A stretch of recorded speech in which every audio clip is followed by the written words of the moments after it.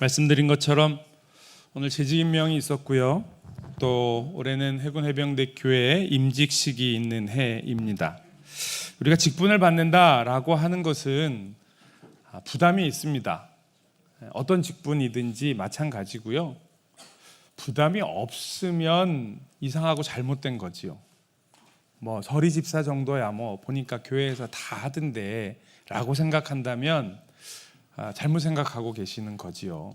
어떤 직분이든지 우리가 직분을 받는다라고 하는 건 힘들고 어려운 일입니다. 그런데 그 직분을 받아야 하는 이유가 있습니다. 힘들고 어려운 일이지만 그 직분을 가지고 하나님 앞에 헌신하고 감당했을 때에 주시는 영광이 있는 겁니다. 그러니까 우리가 그 직분을 감당하는 거지요. 이제 오늘 이제 재직임명을 했는데 제가 좀 이렇게 얼굴이 수척해 보이지 않나요? 목사가 제일 힘들 때가 요때예요. 아직 정리 못하고 뒤로 남겨놓은 거는 구역 같은 경우는 구역은 우리 교회는 크게 바뀌진 않지만 현역 집사님들 구역은 또 가시는 분들 오시는 분들이 있으니까 어쩔 수 없이 아마 조정을 조금 더 해야 될 텐데 별로 이동이 없는데도 불구하고 구역을 편성하고 또 부서에 봉사하실 분들을 임명하고 하는 일들이 제가 우리 교회가 워낙 크기도 하니까 제가 모든 부서에 한 분 한 분을 다 할 수는 없습니다. 그러니까 대충 부서에서 올라오는 것들 그대로 다 재직임명기로 올라가지만 그럼에도 불구하고 제일 힘든 때가 있던 것 같아요. 꼭 누가 와서 말씀을 하시고 그래서가 아니고 이렇게 저렇게 자리를 또 맡겨드리고 또 임명하고 하는 일은 힘들고 어려운 일입니다. 그렇게 하다 보면 이제 그렇게 말씀하시는 분들이 제일 많죠. 목사님, 제가 아직 그런 거 감당할 자격이 안 돼서, 준비가 안 돼서 이렇게 저한테 말씀하시는 분들 우리 교회도 계셔요. 여기 앉아 계시는 분들 중에서도 저한테 그렇게 말씀하신 분들 있어요. 그럼 제가 뭐라고 얘기했는지 기억나시죠? 자격이 안 돼서 못할 거면 저도 그러면 안 할래요. 이게 제 마음입니다. 여러분, 자격이 돼서 설교하면 제가 설교할 수 있겠습니까? 자격이 돼서 담임 목사하면 제가 목사할 수 있겠습니까? 결단코 할 수 없습니다. 그런데 그럼에도 불구하고 그걸 감당하지요. 그건 제가 자격이 안 되는데도 불구하고 저에게 주시는 하나님의 영광이 있기 때문입니다. 그 영광을 누리는 것, 그것이 우리에게 주시는 직분을 감당하는 자세이지요.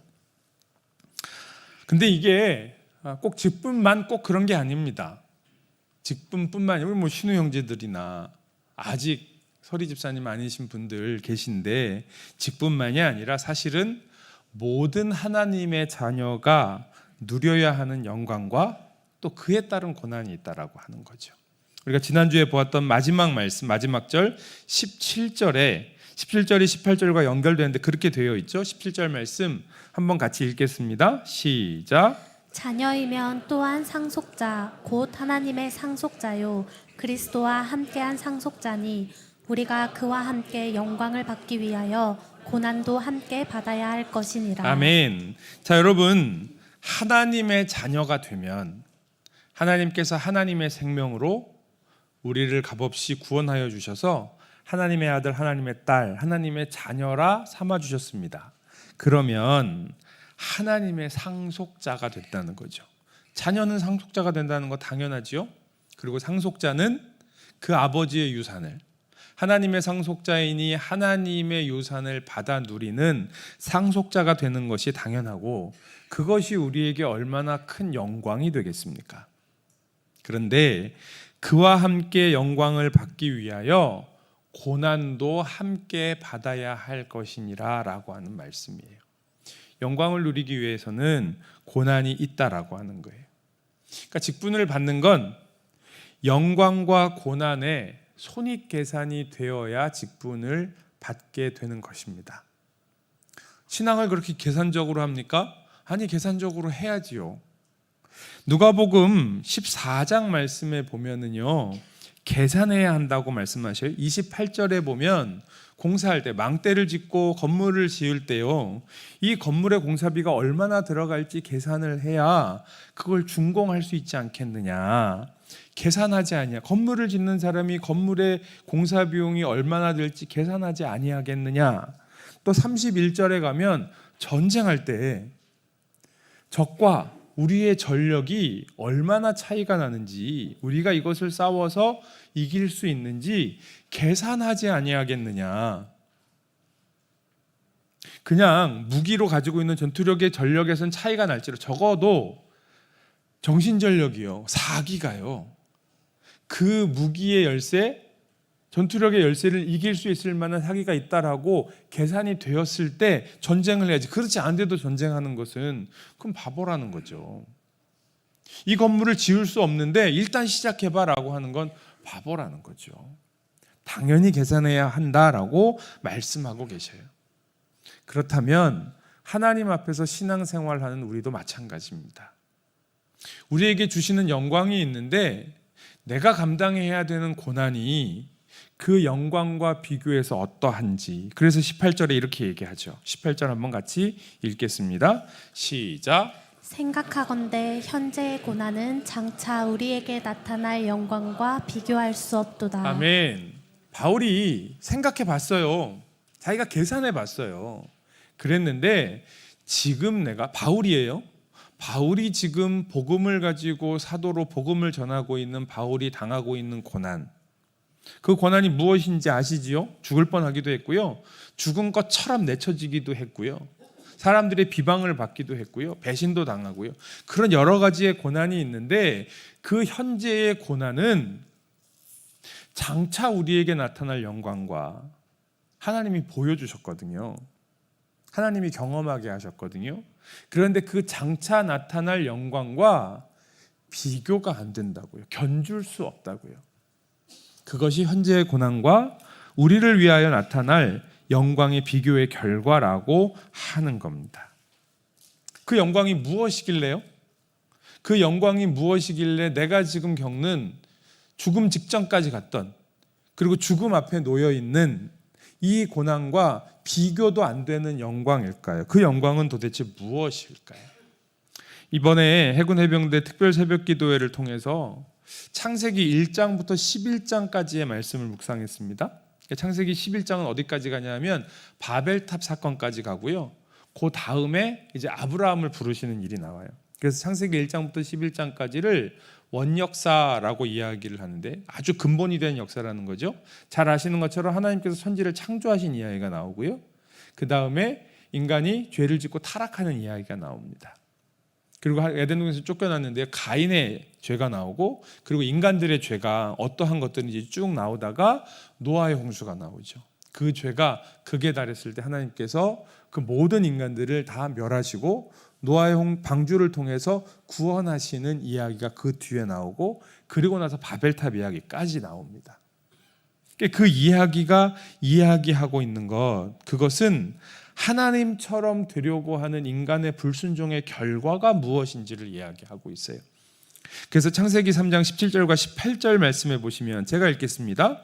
아담에게 이르되 내가 내 아내의 말을 듣고 내가 내게 먹지 말라 한 나무의 열매, 선악을 알게 하는 나무의 열매지요, 하나님과 인간을 구분해 놓는, 하늘에 계신 아버지와 이 땅을 살아가는 우리들 사이를 구분해 놓은 그 선악을 알게 하는 나무의 열매를 먹었은즉, 불순종입니다. 하나님처럼 되려고 했습니다. 그것을 먹으면 내가 하나님처럼 될 거야 라고 하는 유혹에 넘어가 그 선악을 알게 하는 나무의 열매를 먹었는데요, 그것을 먹었은즉 땅은 너로 말미암아 저주를 받게 될 것이라는 거예요. 그냥 단순히 아담이 평생토록 수고해서 그 소산을 먹는 노동의 벌을 받는 게 아니고요, 그게 아닙니다. 인간의 불순종은, 사람의 불순종은 땅을 저주받게 했습니다. 땅이 그것으로 말미암아 저주를 받게 되었고, 실제로 땅이 내게 가시덤불과 엉겅퀴를 낼 것이니라. 이게 인간이 하나님처럼 되려고 하는, 자기 마음대로 살아보려고 하는 죄의 결과라고 하는 겁니다.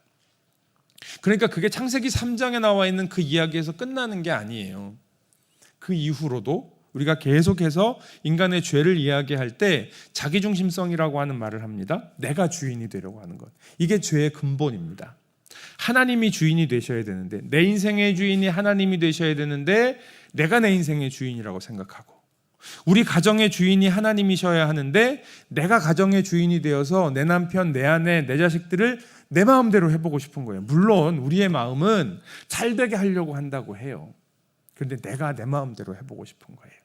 세상에서 내가 돈 많이 벌어서, 세상에서 내가 성공해서 내 마음대로 해보고 싶은 거예요. 이게 인간의 죄입니다. 그 죄가 지금까지도 계속해서 우리 안에 있는 거예요. 이 죄를 들여다볼 수 있고 있어야 하고, 이 죄를 인정할 수 있어야 합니다. 그리고 그 죄의 결과가 뭐냐? 땅이 저주를 받았어요. 이 땅은 우리가 농사지어서 농작물을 수확해 먹는 땅만을 이야기하는 게 아닙니다. 우리가 살아가는 창조 세계를 이야기하는 겁니다. 여기는 바다도 들어가고요, 우리가 숨쉬는 공기도 들어가고요, 또 우리가 살아가는 이 우리나라 정치, 경제, 사회, 문화, 미디어, 가정, 학교, 교육, 모든 것들이 다 들어갑니다. 우리가 세상을 보며 말세야 세상이 깨어진 세상이라고 혀를 끌끌 찹니다. 왜 그렇게 됐을까요? 우리의 죄 때문이라고 하는 거죠. 하나님처럼 되려고 하는, 하나님을 인정하지 아니하는 인간의 죄 때문에 세상은 깨어진 세상이 되어버렸다라고 하는 거예요.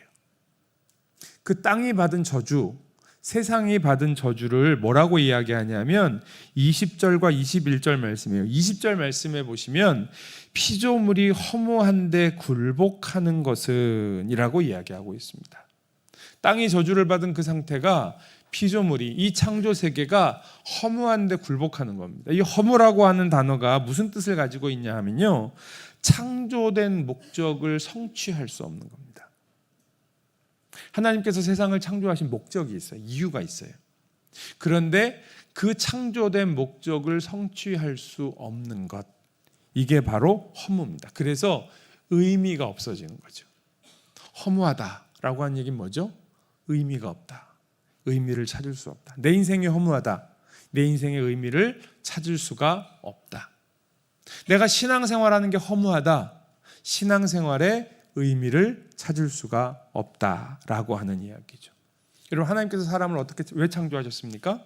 창세기의 말씀에 보면 생육하고 번성하여 땅에 충만하라, 그리고 이 땅에 있는 모든 것들을 다스리라.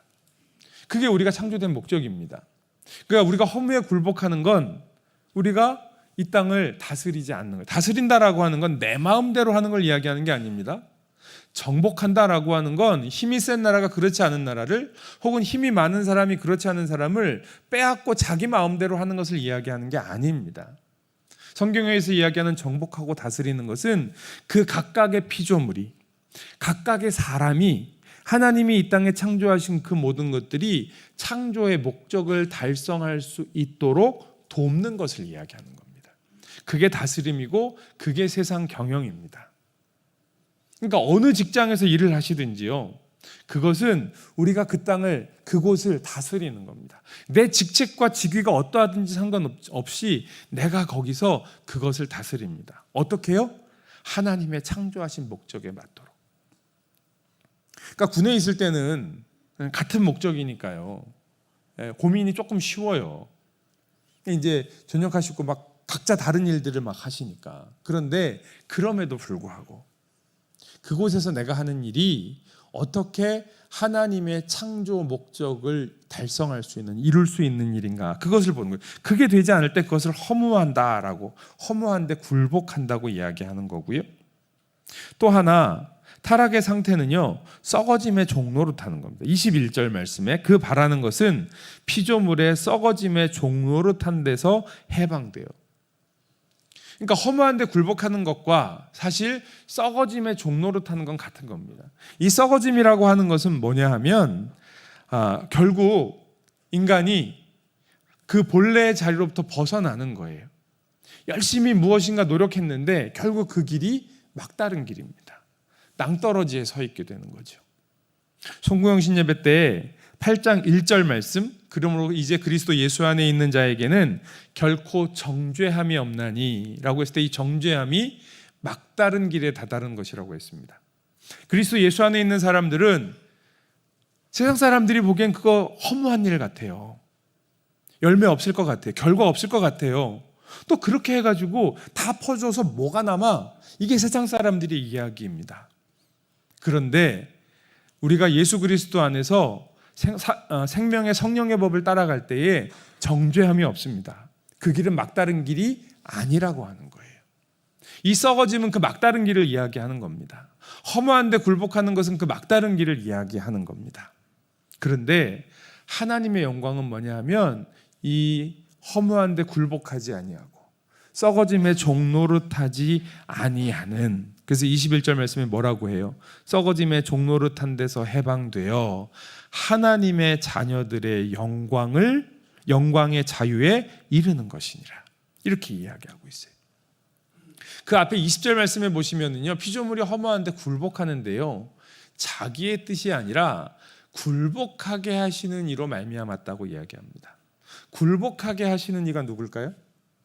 누가 굴복하게 했을까요? 하나님이요. 하나님께서 허무한데 굴복하게 하셨대요. 누구를? 이 창조세계 피조물들을요. 왜요? 인간이 하나님께 순종하지 않아서요. 인간이 하나님께 순종하지 않아서 이 세상을 허무한데 굴복하도록 일단 내버려 두신 겁니다. 그러니까 이건 그냥 그렇게 해서 하나님이 포기해 버리셨다는 이야기가 아니라 지금 하나님께서 그 상황 가운데 있도록 제어하고 통제하고 계시는 겁니다. 이 세상을요. 왜 그렇게 하셨을까요?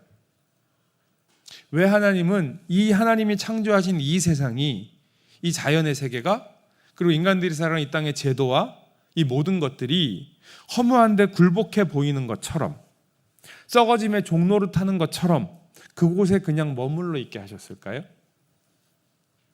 왜 하나님의 방법과 하나님의 뜻과 하나님의 능력으로 그냥 회복하지 않으실까요?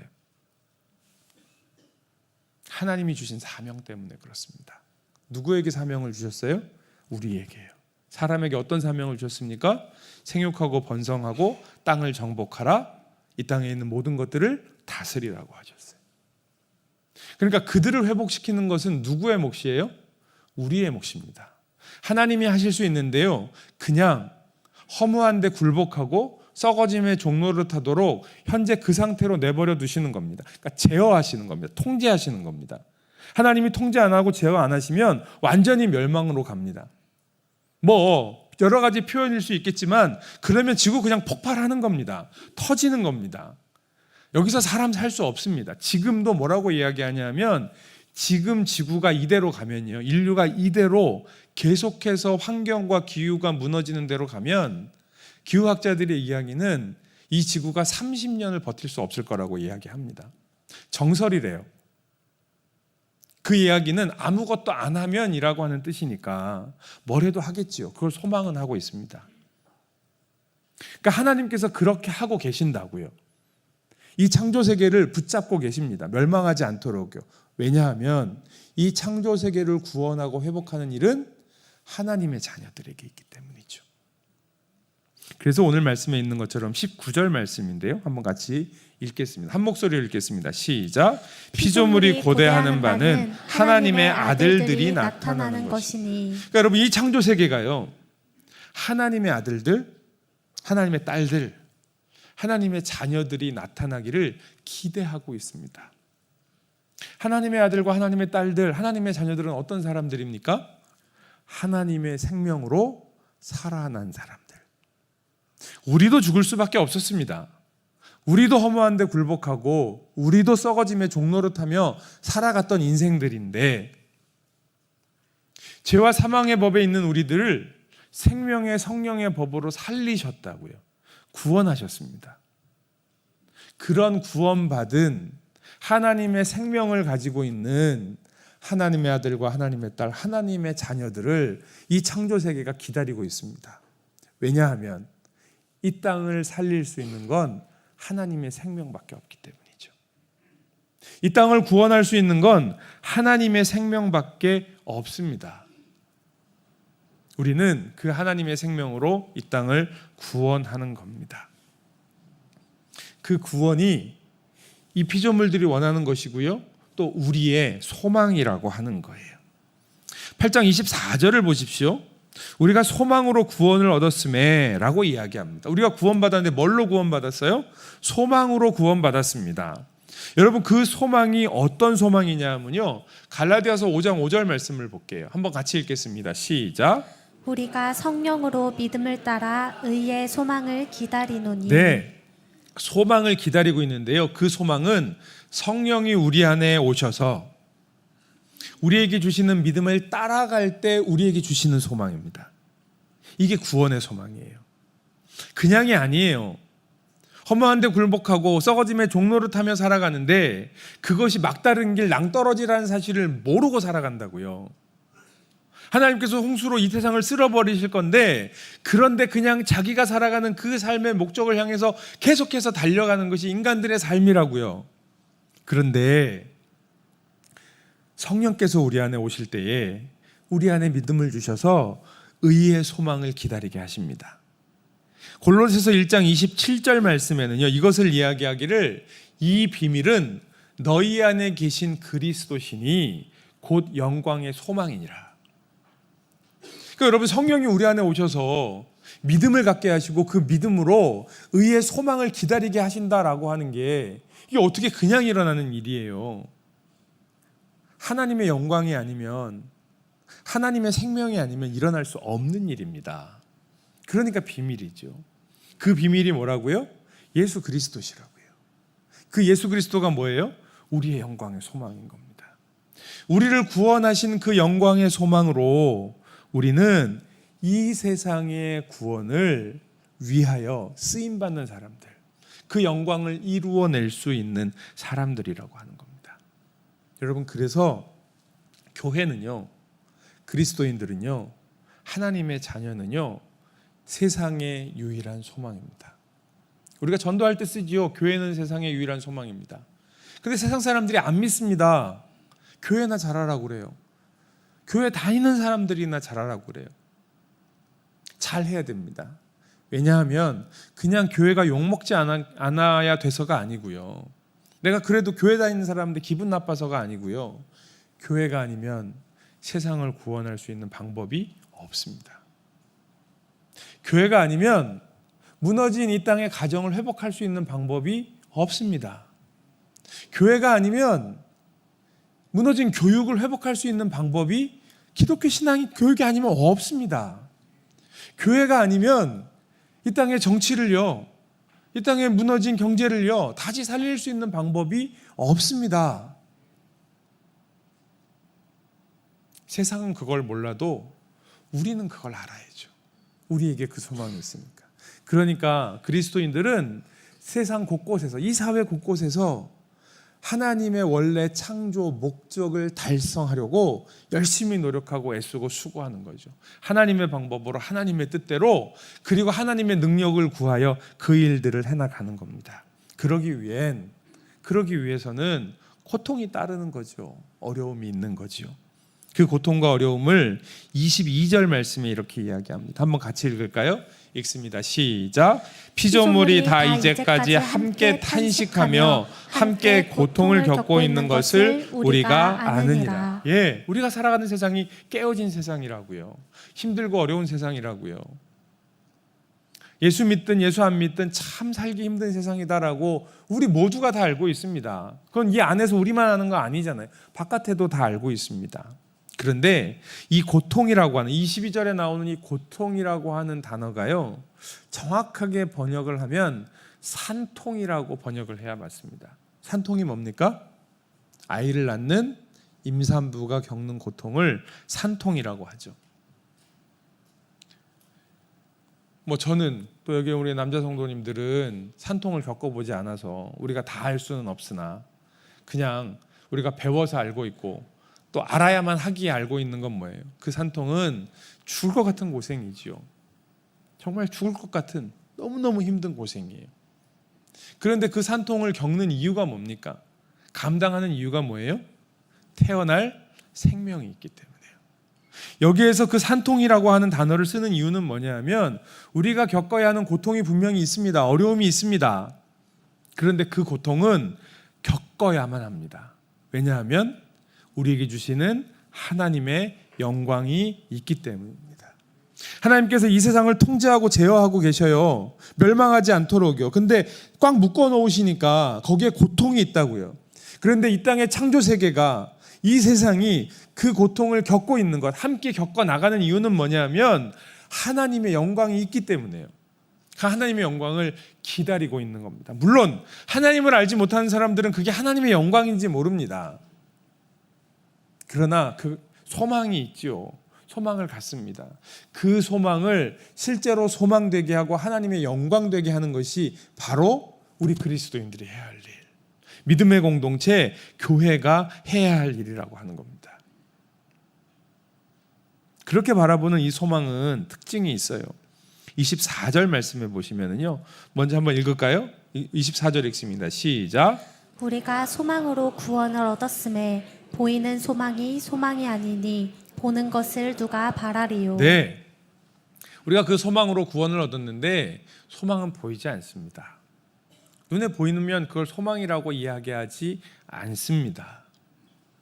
눈에 보이지 않는 것이 소망입니다. 그런데 눈에는 보이지 아니하지만 우리에게 분명히 주셨기에, 이미 임한 하나님의 나라를 경험했기에, 아직 완성된 하나님의 나라는 보이지 않지만 내가 그 하나님의 나라 백성으로 하나님 나라의 완성을 위하여, 이 땅의 완전한 구원을 위하여, 나를 구원하여 주신 이 구원이, 나를 살리신 이 하나님의 생명이 이 땅을 살리실 것이라고 하는 그 소망과 그 믿음으로 하나님의 의를 기다리는 거죠.